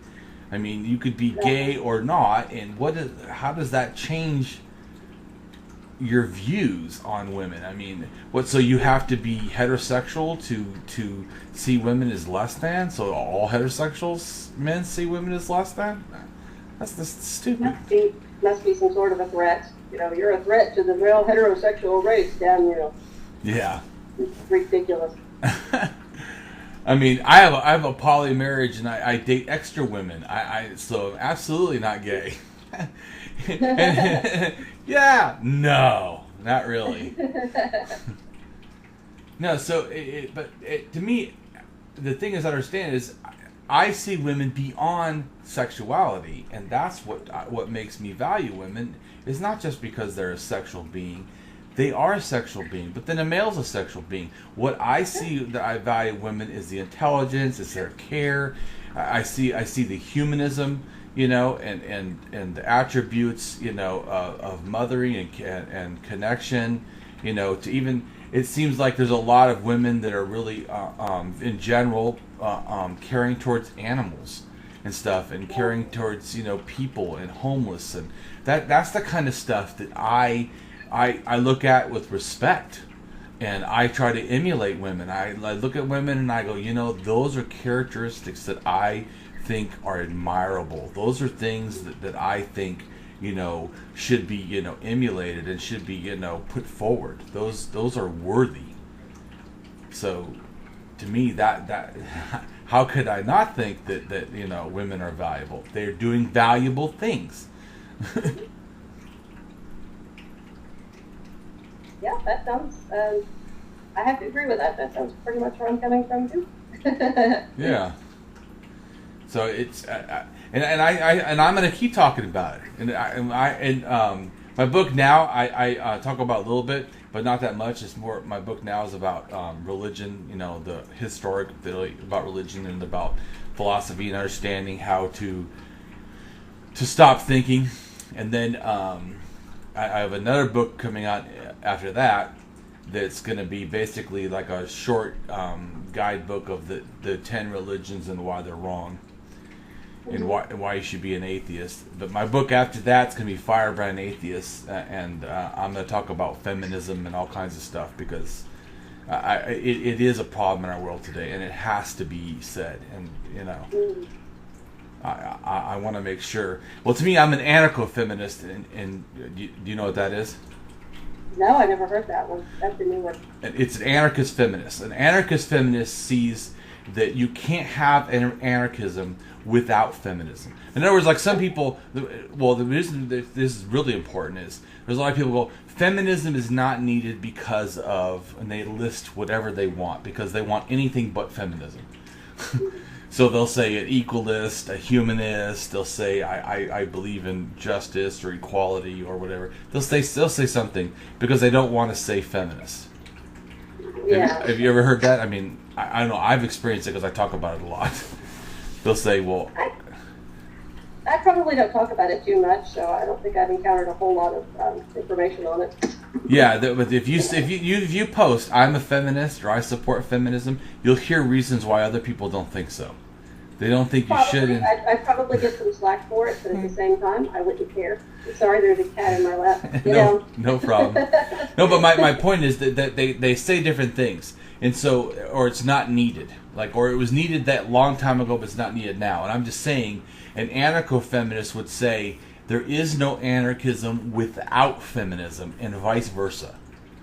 And makes sense. It makes sense. Well, because it's like me, it sees the patriarchy as the problem, and as long as there's patriarchy in the amount, then you still need it. So it goes together. And like I said, it really goes back to, for me, to clarify it for most people that don't understand, even the patriarchy to me is too easy to get confused. It's the biggest problem really is hierarchy. Any hierarchical structure, which that's what a woman is under. They're under a man or whatever, or devalued. They're on a lower form of the hierarchy. And so that's right there. And that happens in families, that happens in jobs, that happens in political, that happens in society. It's systemic. And so that's the thing that has to be fought. And so it doesn't, anarcho-feminism doesn't see feminism as separate from anarchy. And it doesn't see feminism as something that's not needed. Like they talk about, I do this other thing. They don't. You don't. It's like, I don't know what you're talking about. Oh, does a woman still lose her name when she gets married? Yes. Then we still need feminism. Is a boy champion when he's born? Then we still need feminism. I mean, why not check it up a little bit, at least? But I'm saying, there's not a lot of arguments against it, other than, well, this is the way things have always been. And That's right. not a very good argument for keeping them that way forever. No, they need to change, absolutely, because it promotes the thing. Just like the same thing, like that over in the Kurds over there in Syria and stuff, they've invented a government. I don't know if you heard about it. It's it's like a socialist anarchist kind of government, and they said, just like a good anarcho-feminist would say, they said it's mandatory that there's a minimum of 40% female in government. Wow. Mandatory. For minimum. It has to be at least 40. It could be more, but it has to be at least 40. But I'm saying, see, now that's what I agree with. Until I see that, we need feminism. And because of exactly that issue. I mean, how many, is there 40%, in our government female? No, I don't think there's 40% anything except old white men. Exactly, which is why there's a problem. And so you have all these men. Look at our Supreme Court. How many? One woman? Yeah. That's equal? I mean, come on. It's not equal. So I'm just saying, as far as we're concerned, as long as it's like that, it always needs it. You really always need to make sure, because it will always try to go back the other way. But in general, it would always have to be there because of that issue. Yeah. So that's why, and I know, like I talked to you a lot before. I know that you think a lot like me. I just have been clarifying that's why we bonded to begin with. Yes. That, and you love my beard. Oh yeah, that lovely pink beard. Yes. That was the first. And when I made a statement about your meme, since I could just tell everybody that's how we met through one of your memes, I didn't know that you were actually watching the memes and keeping track of them. I thought someone randomly posted something they found on the internet. So when you reached out to me, I was like, oh, that guy's totally cool, and I didn't mean to insult anybody. Yeah. Well, like the people say, that sometimes that I can be arrogant. I am arrogant. I'll admit it. I'm arrogant. Yes. That's like, I told this one guy, I said, the difference is someone who's this on like I am, out for good, does a lot of good. There you go. So, I mean, we all are who we are. I mean, it is who I am, but I focus it towards good, and that's what matters. You can use a skill, towards bad or for good, and I try to take something that's naturally me and use it in a more positive way. Yeah, and I like to be as approachable as I can. There was this one time I went to a hospital, and there was a man who was an elderly man, a little bit crazy, a little bit loopy, and I think it was also his meds that was making him like this. And he said I was an angel. He said, "Oh, lovely lady, you're an angel over there in the corner." And I just said, "No, I'm just an average person." And he said, well, he started praying. He said, "Do you pray? Do you believe in God?" And I said, "Oh, I'm an atheist." And he said, "I've never met an atheist before. This is the first." So I spent about 10 minutes just talking to him and answering his questions, because I wanted him to think, at the end of the day, wow, those atheist people are no different from the rest of us. They're just like me. He was just like me. Yeah. And he told the nurses, "Oh, that beautiful angel over there. She says she's an atheist, but I still say she's an angel. She's wonderful." And he was just this sweet old man who was a little bit delusional. So how did that make you feel? Oh, great. I mean, I wanted him to think that, sorry, cat. I wanted him to think that that atheists are approachable for the most part. And, sometimes we're not. But most of the atheists I know are very approachable. And they're my friends. And they're just normal people like everyone else. Yeah. There's nothing to be afraid of. Yeah. Yeah, I don't personally feel like I speak for the whole atheist community, nor do I try to, but I do agree with you that I'm just saying, so, but I don't think anyone really does, so, but I do think that there's a value in being a good human, just in general. So I know what you're saying, but I don't think that when you first were being nice, as he said, you're an angel, for the same reason as me, I don't do it because I hope that everyone thinks I'm a good atheist. So I know what you're saying. I do like that people do think that. I mean, because I think that their opinion of us being so negative is false. Just like I think people's opinion when they first look at me and they see me with the, they think I look mean or I have a red beard and stuff, so I'm weird. And then I don't know anything, and then I know a lot, and they're like, oh wow.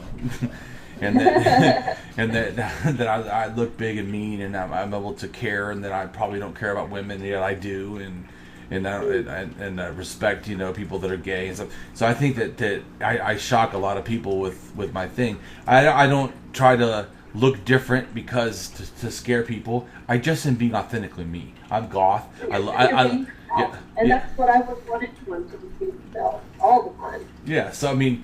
But I'm also, humanistic because I am being myself. It's like I'm saying about you. So I know that my point was that I hear that you feel it benefits atheism, which I do think it does. But I don't think that's why you did it. You did it because you are a good person.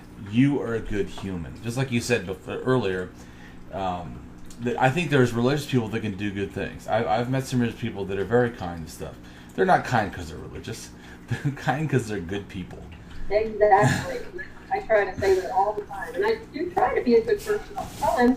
And I am human, so I screw up. I have bad days where I'm grumpy or anxious or not feeling all that happy. But most of the days, if I start feeling yucky, I just sit back and I think, wow, I'm really lucky to have everything I have right now.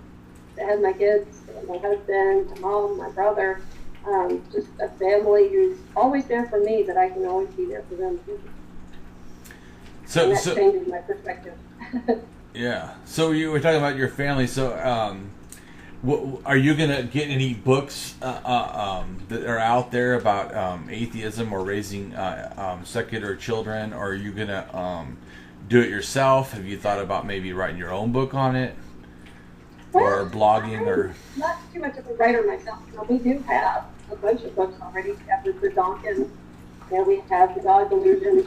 We have a lot of Douglas Adams, who I think is one of the most pivotal atheists in my life. I mean, he was huge for me the first time I read him.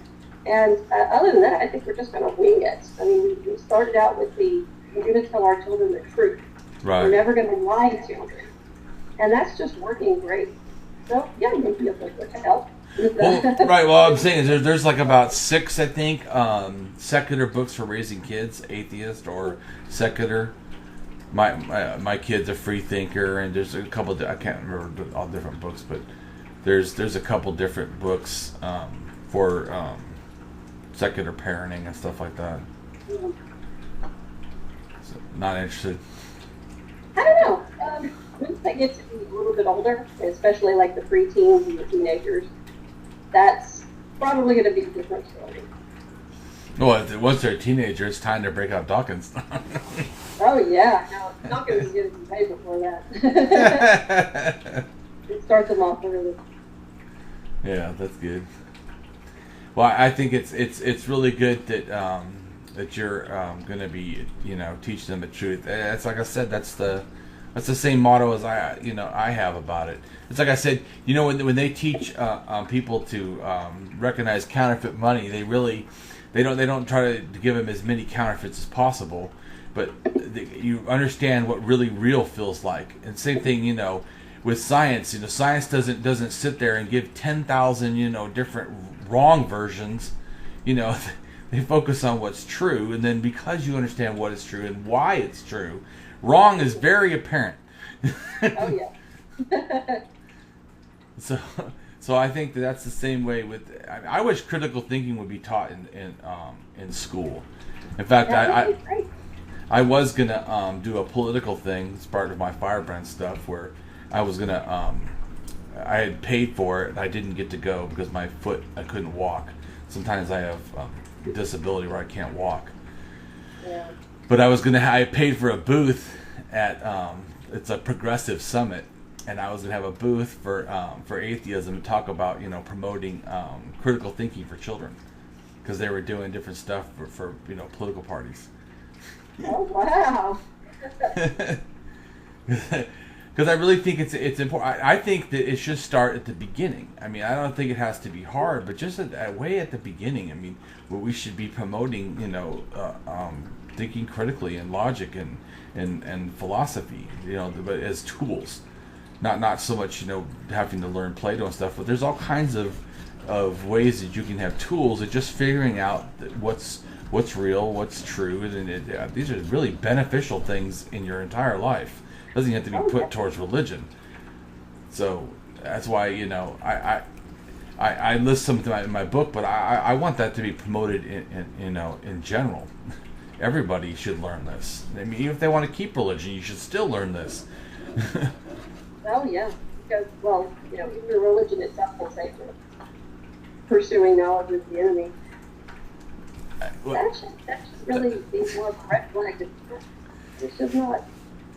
Well, exactly. Well, I've seen those signs, that say that, that Satan's,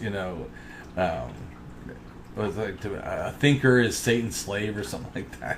Mm-hmm. A free thinker is Satan's slave, something like that. You're like total nonsense. That, like you said, that alone should make you go, yeah, really? Mm-hmm. Especially it's funny too, even if you were to use the Bible, because if you look at Abraham and stuff, look at how he questioned, and Moses, look at how he questioned. I mean, It's so funny that at the beginning, the questioning was okay, even challenging God was okay. Yeah. But then later, it's like you can't even question nothing. Well, and I like to think of it this way. Religion, especially Christianity, in its beginning, had a little bit of merit at least because no one knew the answers. Right. And people were guessing that when there was a thunderstorm, that something in the sky was angry with them. So it at least made a little bit of sense. And it was great to keep the crowd controlled. It was a wonderful thing to say to someone who's a taxpayer, you kill yourself and go to hell. Right. So stick around as long as you possibly can and keep paying taxes and keep passing down this religion and this ideology. Right. But once we got the earth was flat, we figured out that so many things in the Bible are wrong. Why are we still doing this? It just doesn't make sense to me why we're still bringing this back around. Yeah, I don't get it either. I really think that it should be seen as an odd belief, not as something that it's people like, oh, that's a good person because they're a Christian. Why does that make them a good person? They believe in fantasy worlds? They believe in fantasy worlds and that makes them a good person? They believe that humans that have done nothing physically wrong deserve life of absolute torture? That's a good person? No. Not in my book. That's disgusting is what that is. Yeah, it really is. Especially little kids. Little kids deserve torture for being born supposedly in sin. It's like ridiculous. Yeah. So, have you done any meetups or any atheist stuff in your community that you're in now? I have. I am a member of a Mississippi Atheist Board. We just moved down to Horn Lake, Mississippi last year. And I was actually in a Memphis Atheist Board for about a year before we moved down here. Moved down where? We're in Horn Lake, Mississippi. Oh, it's about 20 minutes outside of Memphis. Oh, you're in Mississippi. Mm-hmm. Oh. Since of last year. Yeah, it's not that much different from Tennessee, really, because we're close enough. Yeah. Oh, I've been there. I was a truck driver. I've been every single state in the United States. Yeah. Some parts of Mississippi are definitely different. Yeah, you go a little bit further south, or a lot further south, and in the middle of nowhere, as I would call it. And I used to go pick up fish all the time in Isola, Mississippi. Isola. Yep, they all sound like that. Every town sounds like that. It's like West Central Mississippi, middle of nowhere. It's catfish. Oh yeah, and it's good, but it is good.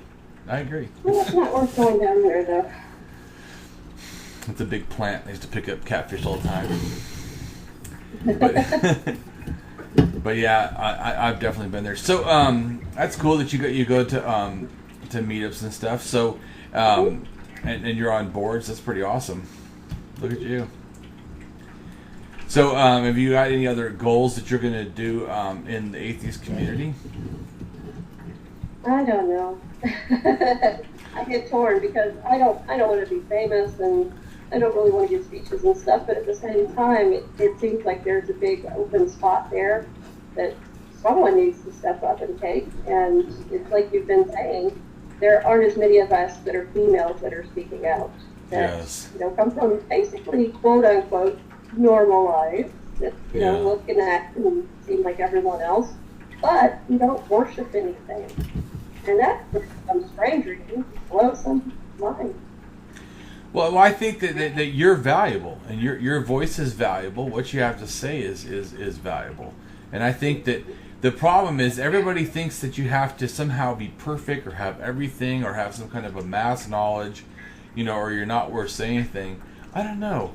I think that's just a flaw. We need everybody. I think that only allowing a few people, to represent us as an atheist community is wrong.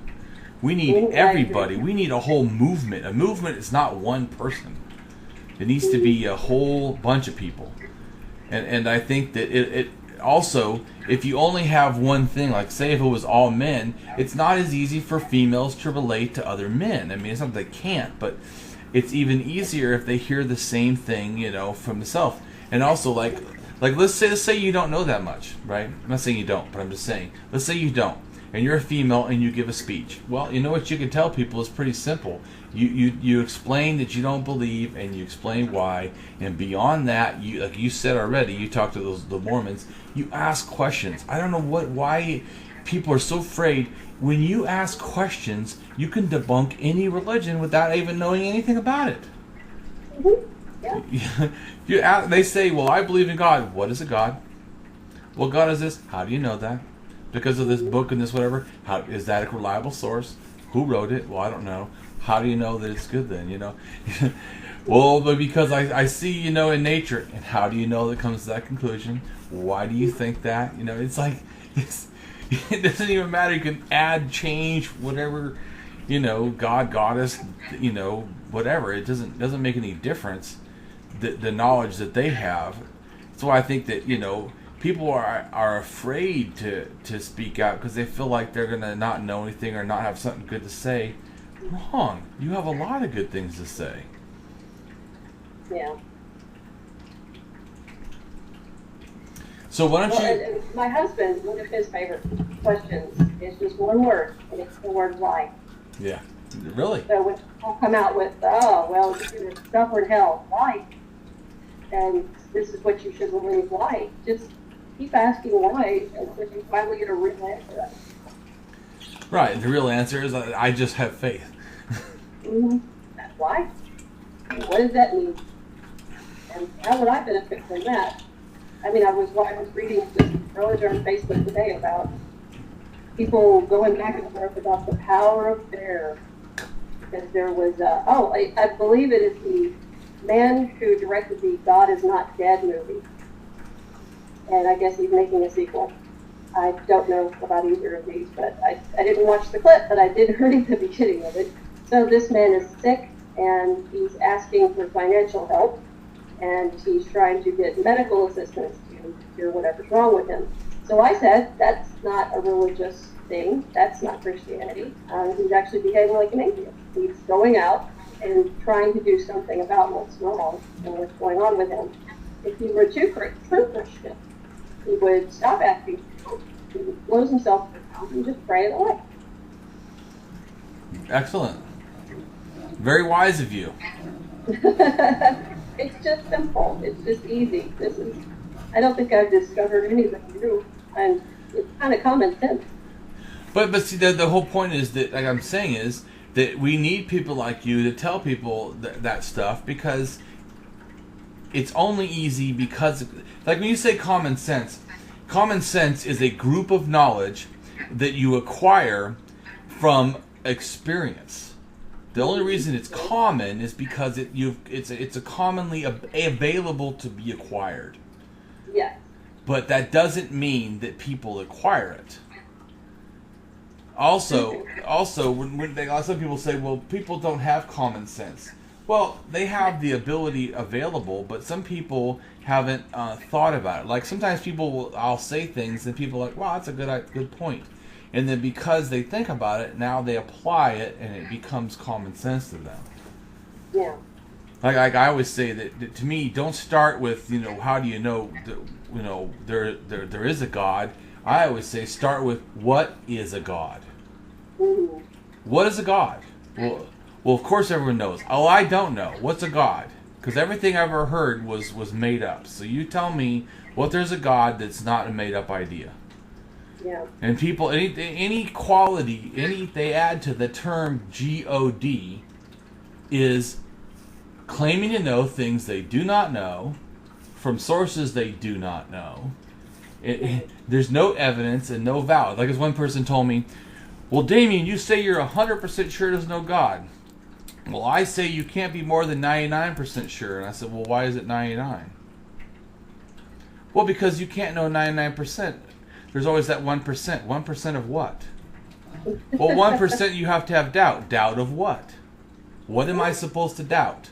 I'm a rationalist. I don't understand. What am I supposed to doubt? We have to doubt there's a God. What is a God? And they say, well, you have to go with the evidence. Well, if I go with the evidence, I was a rationalist, then there's zero evidence, then there's nothing for me to doubt. Right. Then there's back to I'm 100% sure there's no evidence, so I'm 100% sure that there's no God. Yep. It's not, and if you say that you doubt, up to a 99%, but you stick to evidence, then really what you should say is I'm a 0% and I doubt. Yeah. Kind of the opposite. It's right, the opposite of what you're thinking. To me, I say, then you're a zeroist.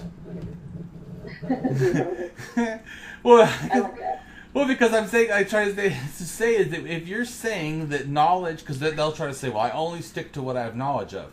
Well, then you have zero knowledge of God, so you're a zeroist. That's true. So any claim that you throw in, you just have to make it up. Because I was so funny. Well, I don't believe in the ones that are here. I believe in some other one, or I believe it's possible. How could you believe something is possible when you already said that all these are not? It's just, to me, the whole concept is just ridiculous. Just like I always tell people, to me, God is not actually a name; it's a title. It's like king. Yeah. Well, the Lord itself. Right. So if I called you God, it doesn't mean that now that's your proper name. It means you have a status, a hierarchical status above other people. That's what it means. They even call him king. So if he's a king and he's a Lord and he's a God. Yeah, that's right. Right. So that's why I say, really, it's not even a name or a description. It's a title. So that's why, because before someone tries to tell me, well, what if that we find an alien that's super powerful and has all these, abilities? And I go, they wouldn't be a god. He goes, isn't that the same as a god? I go, oh no, that God is a title. As an axiological atheist, I do not believe any being deserves the title of God, because no being is allowed to push hierarchy structure on others. Never has been true, and it never will be. Right? Which goes back to the anarchist thing too. That no gods, no masters. Even if there is a being that has a lot of powers, that doesn't make them a god. A god means that I acknowledge that they're right to be king, and I don't. No. So I say, well, they go, what if there's one? Well, then there is a being, but I won't call it God. Yeah, I never will. I tell people, I don't kneel down for any person. Right. Or any deity, or you don't command me what to do. And I'm not God-fearing. That always really confused me. You want me to love him, but you want me to fear him at the same time. I still don't really understand that. And when I ask Christians about that, there's just not really a clear answer coming from them either, because they just were raised, that's how it is. That's just what you do. You don't question it and keep passing it down through generations. Well, yeah, and Christians have no concept of what love is, anyways. You know, but or supposedly they think they do. Like this says, love is tolerant, patient. You know, all this. Yeah, explain to me where your deity is all those. Yeah. Well, he's the ultimate form of love. Really? Really? Not according to the Bible. Yeah. What part are you reading? Mass genocide. Yeah, this is a psychopath. It's a mass murderer. You know, that wants to hurt people. Jealous, hateful, hurts children. I mean, it's so funny. If you really believe that the Bible God is real, and you believe that the flood actually happened, because most Christians think the flood happened, then you believe that the only way that a God could do what he thought was right was to kill the whole earth. That includes the children. So he killed more children than any other mass murderer in history. He also killed all the animals. I mean, most people don't think it's right to kill animals. Could you imagine killing all the animals in the entire planet? If that was true. I mean, after you created them. Just because you're mad, even if we buy that a few adults had done something wrong, because adults can make choices children cannot. So True. Even if you acknowledged, which I don't acknowledge, but even if you could say that the adults had done something wrong, he's God, right? Couldn't he just made them all die? I mean, if they're all wrong, couldn't they just, or how about this? Couldn't he just made them change? I mean, a loving parent, if you gave a loving parent and you had a child that was, say, harming themselves, smashing their head against the wall, would a loving parent say, because they're smashing their head against the wall, I'm going to shoot them? Or would the parent try to stop them from smashing their head and try to care for them so that they wouldn't do that? A loving parent would care and not kill them. So to me, the whole thing is ridiculous. Even if it was true that they were bad, and is that how a loving parent acts ever? No. So to me, it's crazy. They don't know what love is. They have, like you said, they're taught that this is the way it is. So they put the word love together with qualities that don't match. But then again, that's why you can get a lot of abuse and a lot of indoctrination, because you're not knowing what this word love means anyways. Yeah. So how would you talk to someone who's questioning now? What would you tell them? Like, think of yourself. That's a good question. Wow, what would I say to someone? I would say start with your upbringing, your childhood, your family. Ask your parents questions, and your siblings, aunts, uncles, anyone who's been reinforcing all the things that you think you believe or that you say you do believe. There's nothing wrong with questioning it, because if your faith is strong and your religion is so strong, it'll hold up to any question. You don't have to turn your back on God or your own religion or your family if you're scared. I think there's a lot of fear probably involved. I don't want my parents to kick me out of the house, that type of thing. But just asking her for this question, it's only going to give you more clarity. It's only going to make things easier for you to understand yourself. I think that's where I would start. Okay. And so what if they said, well, like Pascal's wager, yeah, but I need, you know what I'm talking about? Mm-hmm. But isn't it better that I believe just in case? Why is it not better? See, the thing about Pascal's wager, if there were an actual God, I don't think that would be good enough for him. I mean, he's the one who knows what's in your heart. He knows what you're going to do before you do it, right? So if you think to yourself, I'll pretend to believe in him, even though I'm not totally sure, that's not good enough. Not according to the Bible. Right. You have to believe that Jesus died on the cross for your sins, and if you don't, the hell you go. Right, because there's some that will claim my name, but they still will not go. Yes. Yeah. Even do things in my name, but I do not know them. Yes.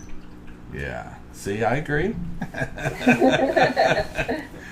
And then there's another thing you could say to that too, is that, but that wager only assumes one God, which has not been confirmed. Once again, I mean, you're taking something you do not know, that you've made up, or you've accepted that someone else made up as true. But that's never been proved. I mean, even if they say, like, well, because of a baby smiling, I think that God's real. Okay, but you don't know which God it is. Even if what you just said is true, that doesn't mean it for sure it's Jesus. You don't look at a baby smile and go, Jesus, you know. I mean, there have been thousands and thousands of gods. Right. And goddesses. At the time of their invention, everybody believed in them. Everybody said that's the one true God was Thor. Yes. At some point. And it was times when it was the one true goddess, or several gods and several goddesses. Oh yeah. And the concept that we have today. So I mean, I'm just saying, I agree with you that, but like the Pascal's wager. So if any of those could be possibly true, if you're going to believe nonsense, then really you've opened up a lot of things. Mm-hmm. Just like when they say that too, like they go, oh well, what about the Big Bang? I mean, everything has to have a beginning. Well, first off, let's even buy that there was something supernatural at the beginning. You really can't say what it was. They say it has to have a mind. It could have been a supernatural, being that became the world. You don't know. It's no more different than it being an actual personal God. It doesn't. In other words, that the Big Bang, even if it requires supernatural, as they try to say, which I don't think in any way it does, but even if it does, they don't get that when you open up that gap to try to fit a God in, their little personal God they want to, they've actually created a gap that allows all kinds of possibilities. If what you say is true and we accept it, it doesn't limit it to just one thing. Like somehow if you open up supernatural, it only fits God. No, it could fit a lot of things. How about 1,000 gods? How about saying, well, that this whole universe needed several gods at several different times? What if it was so powerful that it killed them by exerting themselves? They dropped dead, so they created it and they all died afterwards. And now there is. But I'm just saying, so it doesn't mean that somehow, because they can try to say all these gaps, they could have created several universes. You don't know. I mean, you don't know anything. So it's all nonsense. And to think that they can get to just their God, it doesn't even make sense. Or like Homer Simpson says, what if every time that we go to church and it's going to the wrong God, that it's just making the deity more and more angry? Mm-hmm. That should be a real fear. Or like you said, the best thing really is to do is just let it all go. Realize it's all nonsense and there's no reason to fear at all. Yeah, that's I don't have the fear that I used to have of anything. And I don't know exactly at what point it came about. But over the years of being told on a daily basis that you're a sinner, that you're doing wrong, even though it was, especially in junior high at like 13 years old when you're just looking at boys, and then you're being told, you shouldn't look at boys, that's wrong, that's a sin. I'm just being a kid, I'm being a normal person. And to tell a child, basically, that their being a child is wrong, that's child abuse. I agree. I'll never do it. Yeah, it's a pretty harsh thing in general to push religion on people, definitely. Yeah. Because it's just like you said about sin. So you not even doing anything, but just looking, right? Like you said, already means sin. But the attachment to sin is worse than just somehow like an error in judgment.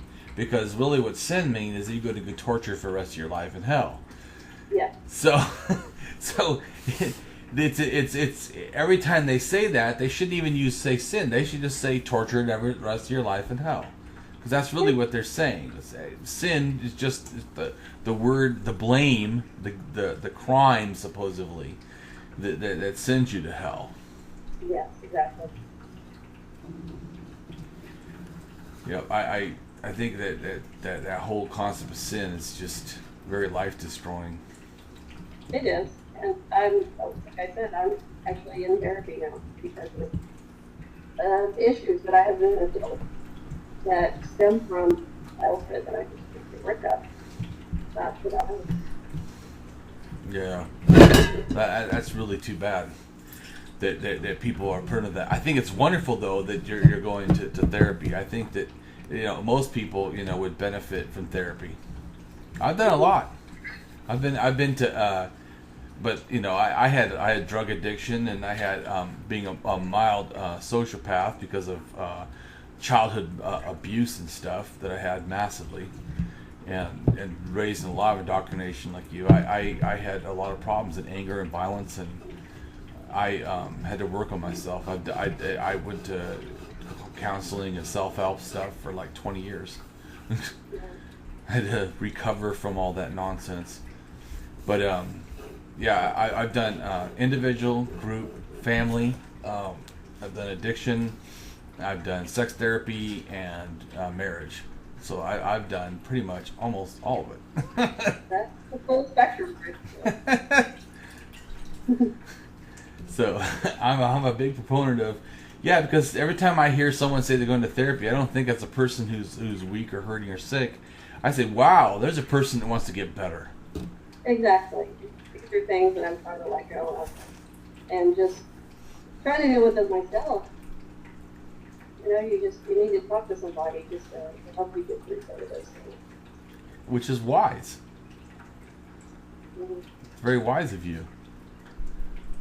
See, you're worth looking up to. Well, like I said, I'm just being myself, basically. And that's how my parents did a great job raising me, because that's how they raised me to be myself. I don't blame them at all for any of the issues I had going through the schooling and the crap that the Catholics kind of shoved down my throat. But they didn't know what was going on, and if they had known the effect that it would have on me, they would have made some decisions when they did. And I also think that you should own that the who you are is also you. You've worked very hard. I mean, it's like, to me, you running a race, winning the race, and then not getting the award. I mean, you deserve an award for validating that you've chosen to be a better person. So I know I have. Boy, maybe you don't want to accept it, but I will.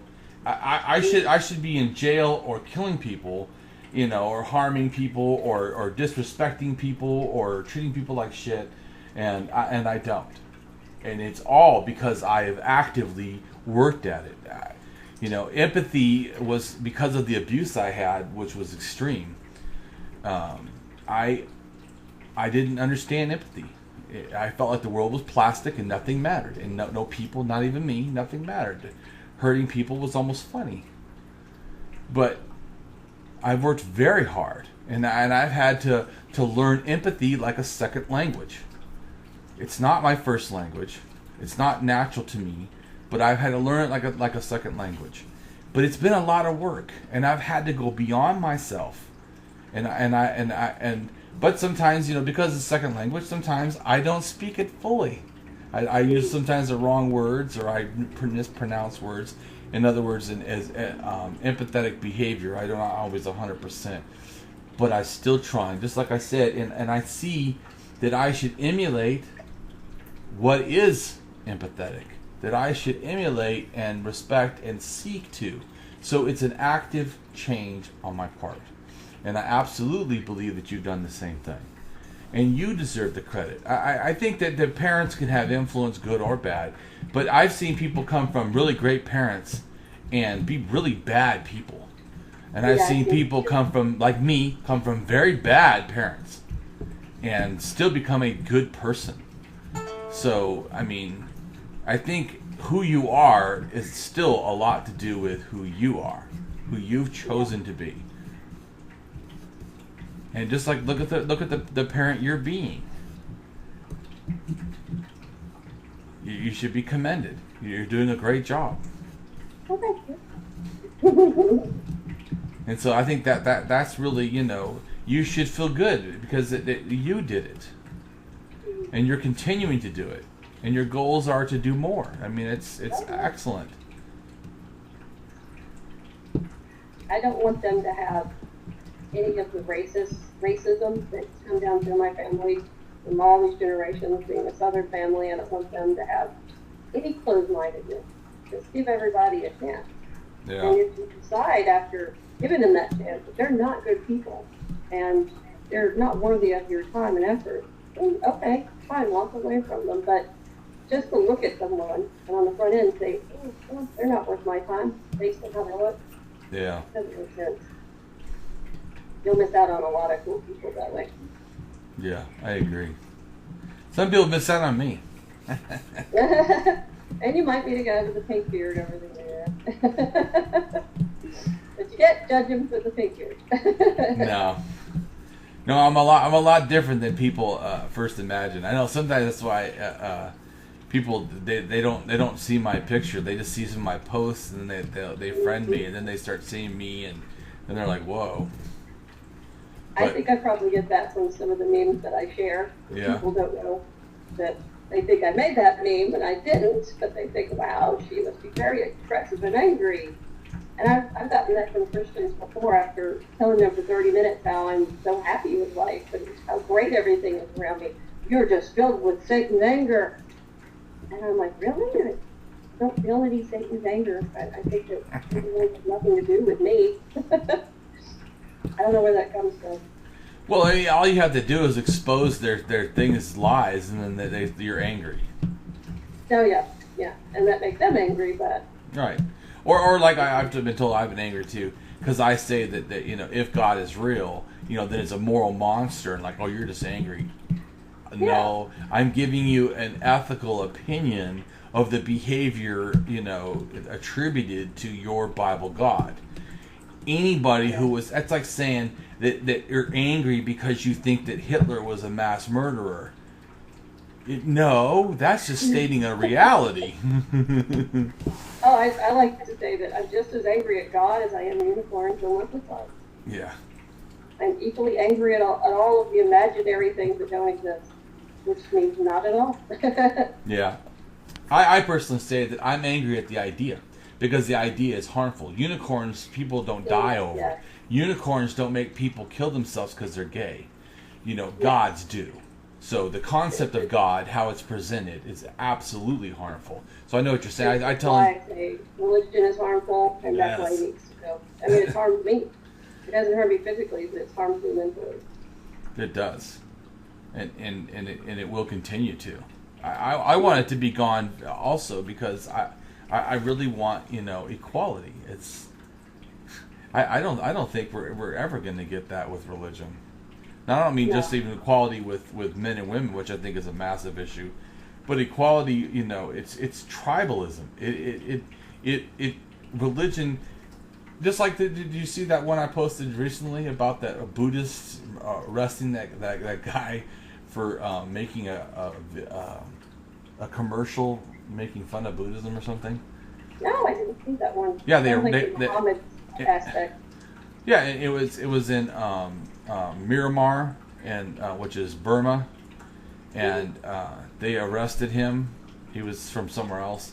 He had a bar, and he made like a cartoon where on the bar, for his commercial for his bar, or something like where Buddha had like a hat on or something. I can't remember. Like, was that enjoying himself or something? And they thought that was sacrilegious or blasphemous, and so they arrested him. 2.5 years hard labor. Wow. Yeah. Because the faith itself could not stand up to criticism. Yeah, just like, wow. But to me, I'm just saying, it's all of it. That's what I'm saying. It promotes that kind of segregated and bigoted thing, that somehow this idea. I mean, if you did it at a political party, nobody goes to jail. Or of course, I guess maybe some countries, you might get. But I mean, in general, the fact that would even be okay, or seen as reasonable, is only because it promotes that behavior. I would say that the problem with religion is it's sacralizing. If you remove the sacralizing, it wouldn't be that harmful. Sacralizing is what makes you believe that something is sacred and special and has to be protected. Sacred persons, like, oh, you can't talk about that person because that person's holy. As like the Pope, for example, and there's the Quran. Right, or the Holy Bible, the Holy Quran. It's that sacralizing that happens, that it makes stuff that then becomes emotionally attached to it. When it's the moment that someone attacks it, they're attacking something sacred and special, which then means you have to get hurt or angry because they do it. And this reminds me, did you ever see the Tim Minchin clip where he took a copy of the Harry Potter and he wrapped it up in a Quran case so that it looked like he was talking about the Quran? And he lifted up the cover and it was just Harry Potter the whole time. Yeah. But what he was basically asking was, what would you do if, I stomped on this book? What would you do if I burned it? Everybody was scared because they thought it was a Quran and there was going to be some sort of outbreak. And he was like, look, it's just a regular book. You know what's so funny about the Quran? Speaking of which, about burning it. Do you know that they actually burn it themselves? I did read a story about that last week. Or they trash it themselves. It's not a problem when they do it. Saudi Arabia just had 50. I posted a thing where there was 50 found in a drain. I saw that story. No war happened. No, nothing. Where's the beheadings? Where's the fire bombings? And it's really that a non-Muslim burns it. In fact, like in my book, I talk about the history of the Quran, which because the people need to understand that they'll understand once they read the book. But Muhammad didn't write any part of the Quran. No, not that I've heard. No, zero. He wrote zero. In fact, he never even asked for a Quran to be written. Wow. Zero. Okay. He gave little speeches over a long period of time. I think it was like 20 years. I'm not good at details, but a long period of time. And some of the times, though, he would say stuff supposedly from the angel Gabriel gave it to him. This information. Sounds almost like the Mormons. Yeah. But he didn't write it on little tablets. He would just talk and off the top of his head, whatever, tell them stuff in like little sermons or whatever. And people eventually, some people wrote some parts down, but he never asked them to. And it was never a big deal. They were written on bones. They were written on pieces of leather, pieces of parchment, just like all over the place. Just on whatever, just random things. Not even like it mattered. And then after he died, then they try to gather some of those random things together and make a Quran. But I would say, if it was so important, why wouldn't he have made sure? All he had to do is ask, hey, why don't you, or he could have said while he was giving the sermons, why don't you write this stuff down? He didn't make sure it was all written down. He didn't make sure it was. I mean, just writing on random things like bones. I mean, it's like. He probably could have organized the book pretty easily. Pretty easily, right? I mean, it's like even though he was illiterate, he could have done stuff. I mean, certainly other people are writing. But the funny thing is this: so at a certain, I think it's the third or fourth caliph. Like I said, not good at details. It's in my book though, but I can't remember exact. I'm more big picture, like philosophy than details. But details are good. I'm trying, but he had it all because he realized that there was becoming different versions of the Quran. Like they're written in different places. I think it was like 3 or 4 distinct different versions over in Syria, in parts of Iraq, and so there's different versions. So he said, "Oh, we need to collect all the versions, and we need to make like one official version." And then he goes, all the other ones, burn them. Oh, right. Yeah. Well, because you need to make sure there's no other copies, so that way that nothing contradicts it. Yeah. It's actually pretty brilliant. Right? Pretty brilliant. But I'm saying, so they officially burned Qurans. Officially burned them. Mm-hmm. And then later they had more problems because then they had some words changed and stuff. But anyway, this is so funny when you hear about the history of the crayons. Like, oh man, we're supposed to believe that this is all supposed to be true. Same with the Jesus thing; it's just ridiculous. Why didn't he write his own book? You know? Yeah. Oh, even Jesus could have had it even easier, Totally. Supposedly, I mean, you're God. You could make water to wine. I think you could write in some kind of a language. There you go. Oh, you could write a book that everybody in the whole world could open and read it in their own language at any time. Right? He could have translated it himself. Yeah. Yeah, it's ridiculous. the whole and I think that just saying it's ridiculous pretty much summarizes my feelings on all of religion. Well, yeah. I know.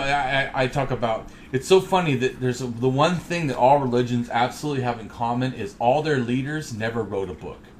In other words, we know now that Moses did not write the 5 books of Moses. It was actually 6 writers that probably wrote it. I read a whole book on that. There's a whole book that talks about why that's so and who did what. Anyways, because there's a language change, a style change. Anyways. So Moses didn't write anything, okay? And then Jesus didn't write his own book. Paul only officially wrote probably 6 books, epistles or whatever. All the rest are false. That are attributed to his name are questionable, and then later they're absolutely for sure false because he was dead. They're written at 100, and he died in 69. Yeah, that's completely false. But they're presented as Paul says. Well, yeah, Paul was dead. So, and then Muhammad didn't write the Quran, right? And then Sikhism, Guru Nanak did not write, the Sikh stuff. Confucianism did not write all of the stuff for Confucianism. And Taoism, Laissez Tao did not write any part of Taoism. It's just funny how all these religions. Oh, Buddha didn't write anything in Buddhism. It's just funny. Exactly how holy are these books? I mean, it's just funny because right there, if you had any scientific desire and you applied that to any of these books, they would all be questionable because every one of them, the people supposedly attached to them didn't write them. I mean, what more falsification do you need than just that? They all are right there, questionable. Every single one of them is questionable. It's ridiculous. And the fact that no one knows that, or not many people know that, and we keep acting like these things need to be taken as credible. Why?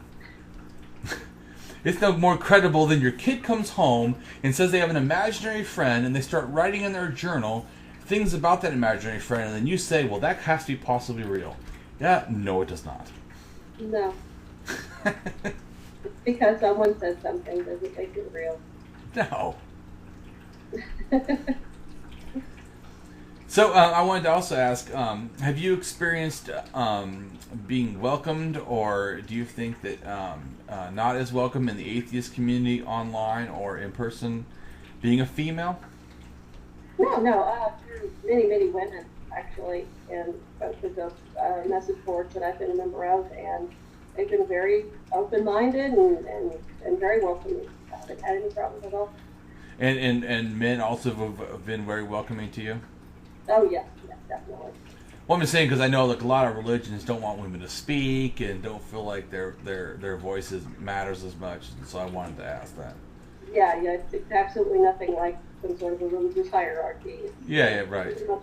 And there are many feminist men also that I've met in the atheist community, not so much in any others. But, anyway, on that note, it's been great talking with you, Damien. It's been great talking with you. So, I'm going to have to cut myself off at this point. All right, no problem. Thank you for having me on your show. And all right. I appreciate it. And I will be chatting with you soon. No problem. Thank you, Internet, for having me, too. Yes.